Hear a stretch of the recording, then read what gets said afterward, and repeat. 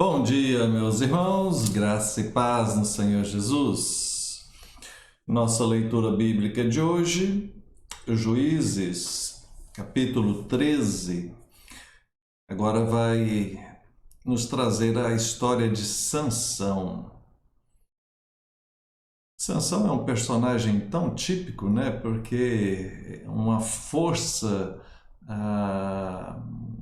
muito grande, além do normal, né? A gente percebe. Então, a Bíblia traz esses personagens, né?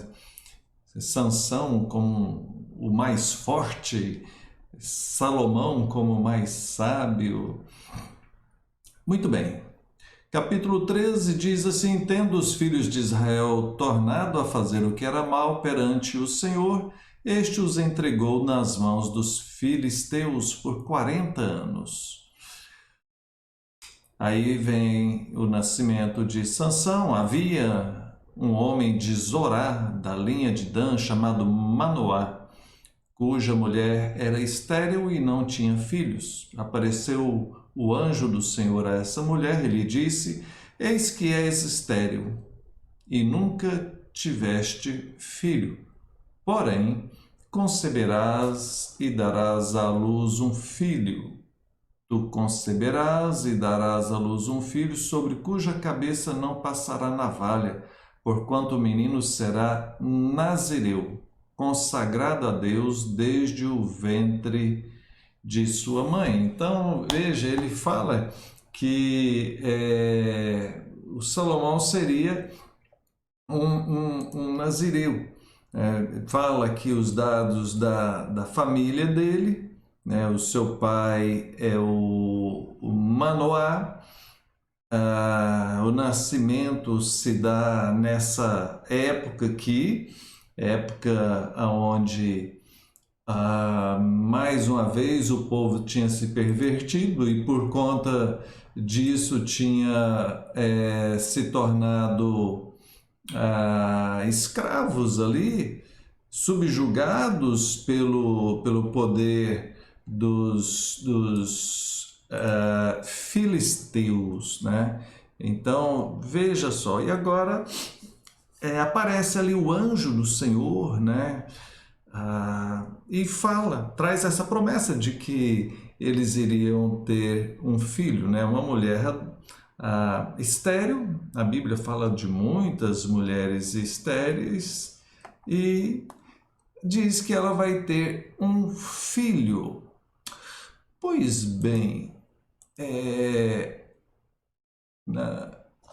então, o que é o nazireu, né? Olha só, o nosso dicionáriozinho aqui diz: um homem ou mulher que fazia voto de dedicação ao serviço de Deus por algum tempo ou por toda a vida. Então, aqui mesmo no texto diz que ele seria consagrado, né? O menino será nazireu, consagrado a Deus desde o ventre da sua mãe.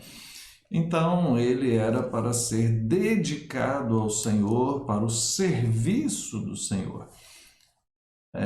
Então, essa é a ideia do nazireu. Ele não poderia levar uma vida normal, como as demais pessoas, mas ser dedicado exclusivamente para o trabalho do Senhor.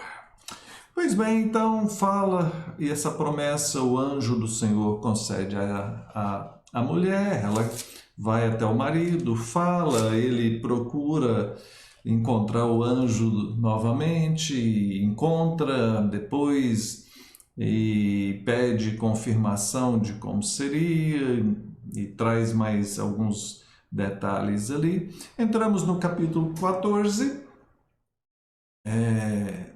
ou no final do 13, o verso 24, diz que depois de tudo isso, então, deu a mulher à luz um filho e lhe chamou Sansão. O menino cresceu, o Senhor o abençoou. O Espírito do Senhor, então, depois passa a incitar Sansão, né, contra aqueles filisteus. No capítulo 14, então, diz que Sansão desceu até a Tímina, e vendo ali uma das filhas dos filisteus, ele foi até os seus pais e falou: olha, eu vi uma mulher ali, gostei dela, apaixonei por ela, queria que vocês pegassem ela para esposa para mim. Então veja bem, entendendo na cultura daquele povo, o pai, são os pais, principalmente o homem, né, o patriarca, é quem negocia, é quem arranja os casamentos ali. Claro que os filhos poderiam manifestar a sua vontade, como Sansão está manifestando aqui, mas na maioria das vezes, nem sempre, mas na maioria das vezes, prevalecia a vontade dos pais. Então, Sansão apaixonou logo por uma mulher filisteia, né, do povo filisteu, que era o povo que estava subjugando eles, escravizando eles. E Deus havia levantado Sansão justamente para libertá-los. Como que isso se dá? Veja só então, verso 3 diz: porém seu pai e sua mãe lhe disseram: não há porventura mulher entre todos do meu povo, para que você vai pegar esse povo no meio desses incircuncisos filisteus? Essa é uma questão complicada, né, gente? Mas dando uma palavra sobre isso, nós que somos cristãos, que somos crentes, muitas vezes percebemos pessoas jovens, adolescentes e até adultos, né, que começam a namorar com outras pessoas que não são crentes, que não têm a mesma fé, e em boa parte das vezes isso traz problemas. É a questão do julgo desigual. O maior problema é porque a questão da fé, a questão da religião, da espiritualidade, influencia em toda a nossa vida, em tudo. Na sua visão de mundo, na sua visão de família, na sua visão de honestidade, na sua visão de sexualidade, na sua visão, influencia em tudo. Então, é claro que se você tem uma moça e um jovem, um casal cuja religião seja diferente, eles vão descombinar, eles vão divergir em várias questões. E isso é muito complicado, muitos casamentos não dão certo por conta disso. Por isso a orientação bíblica, né, é que procure namorar, casar com alguém que tenha a mesma fé que você. Então, Sansão vai e se apaixona por uma filisteia.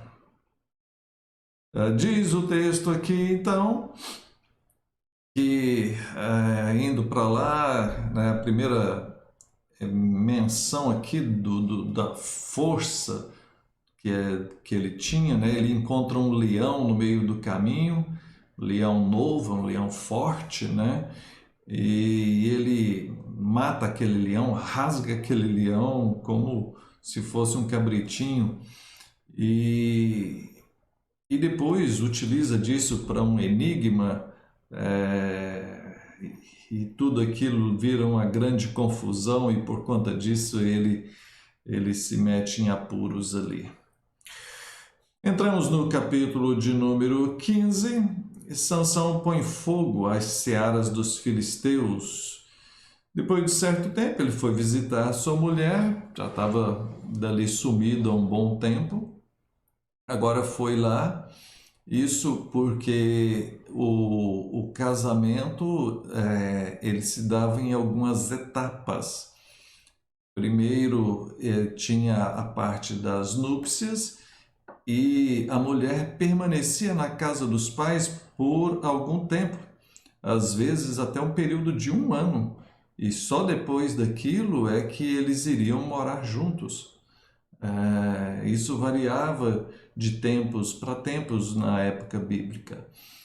Provavelmente esse é o caso. Sansão agora vai lá visitar a sua esposa, né? E agora, chegando lá, o pai da moça falou o seguinte: olha, não vou deixar não, eu já dei ela para outra pessoa.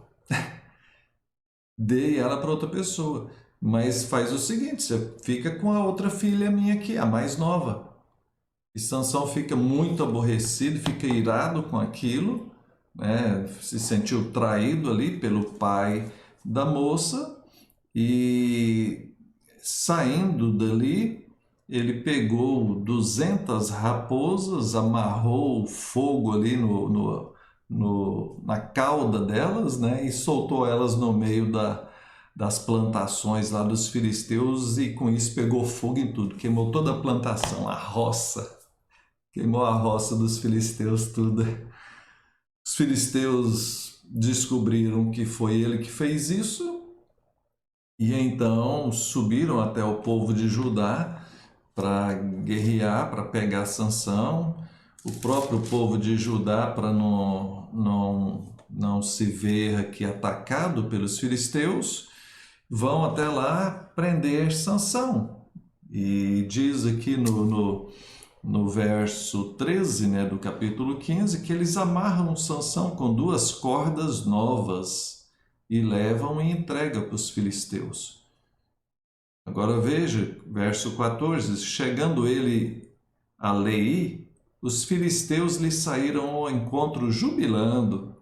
Porém, o Espírito do Senhor de tal maneira se apossou dele que as cordas que tinha nos braços se tornaram como fios de linho queimados, e as suas amarraduras se desfizeram das suas mãos.